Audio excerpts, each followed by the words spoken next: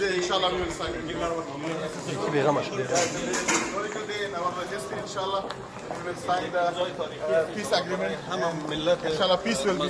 there in Afghanistan. Inshallah. Future of Afghanistan will be liberated, free of foreign forces and an Islamic government. All Afghans will be happy, inshallah. And you're signing the deal? موږ نن الحمدلله د توافقنامه امضا کوو د امریکانو په سره ان شاء الله د توافقنامې په اساس به ټول قوې افغانستان وځي آزاد مستقل افغانستان وي اسلامي افغانستان وي او نو به د افغانانو په کور باندې چاپی وو بمونه نه وری ان شاء الله صلح په افغانستان درځي افغانستان خلک باندې دینه په آرام او آزاد فضا کې ژوند کوي کشمونی مات Afghan dialogue will start. ژوند به نه ماتي ان شاء الله ټول ژوند او توافقنامه کې ټول هغه د هڅو په توافقنامه په اساس باندې کار کوي انټرابار ډایلاګ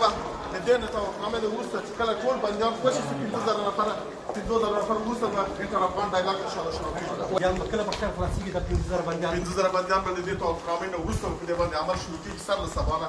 او په مدت د لاس ورځې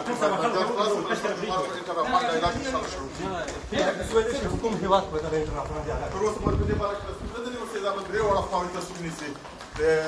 دوه خواوې زموږ خواوې د امریکا خوا چې د انټرابار ډایلاګ شروع د برک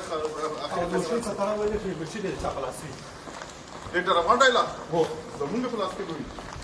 افغان حکومت کوی چې دا به زموږ په افغان حکومت په انټر ډایلاګ کې نشته کوي یو نماینده من حزب یو طرف به وي یو په لاس کې بنې افغان حکومت نه د افغانانو نمائندګي کوي نه د افغانستان له خلکو لخوا ته شوی دی نه څوک رسمیت پیژني خو د نور افغانان به سیاسي ګوندونو مدني ټولنې دا په کې اشتراک لري